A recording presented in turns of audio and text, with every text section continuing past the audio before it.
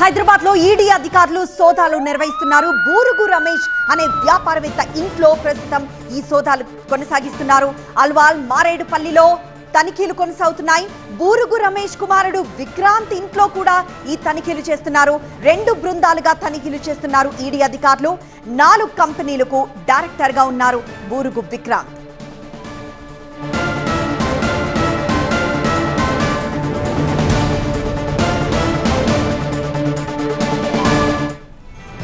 మరింత సమాచారం మా ప్రిన్సిపల్ కరెస్పాండెంట్ ప్రణీత అందిస్తారు. ప్రణీత, బూరుగు రమేష్ అనే వ్యాపారవేత్త ఇంట్లో ఈడీ సోదాలు నిర్వహిస్తున్నట్లు తెలుస్తోంది.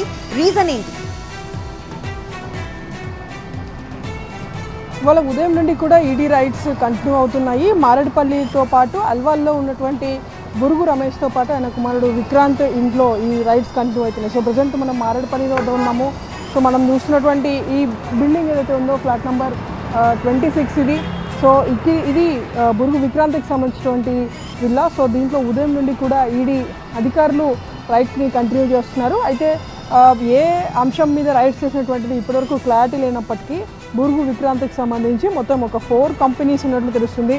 ఈ 4 కంపెనీలు కూడా ఒకదాంతో ఒకటి సంబంధం లేకుండా వివిధ ఇండస్ట్రీస్కి సంబంధించినటువంటి వర్క్స్ని బూరుగు విక్రాంత్ చేస్తున్నారు. ఒకటి మోటార్ వెహికల్స్ మ్యానుఫ్యాక్చరింగ్ యూనిట్ అయితే మరొకటిది రాజశ్రీ ఫుడ్స్ ప్రైవేట్ లిమిటెడ్ అని ఉంది.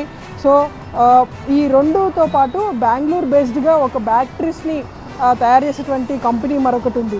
సో ఈ అన్ని కంపెనీస్లలో మనీ లాండరింగ్ ఆస్పెక్ట్ ఏమైనా ఉందా అనేటువంటి అనుమానం వ్యక్తమవుతుంది. ఆ నేపథ్యంతోనే ఈడీ రైడ్స్ని చేస్తుందా అనేటువంటి సమాచారం కూడా ఉంటుంది. సో ప్రజెంట్ మనం చూసినటువంటి ఈ వెహికల్స్ ఏవైతే ఉన్నాయో ప్రతి వెహికల్కి కూడా సేమ్ నంబర్ మనం చూస్తున్నాము 2498.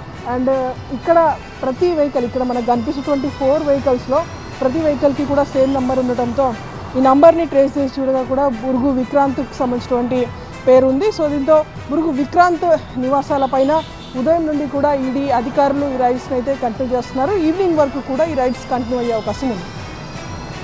ఎస్ ప్రణీత.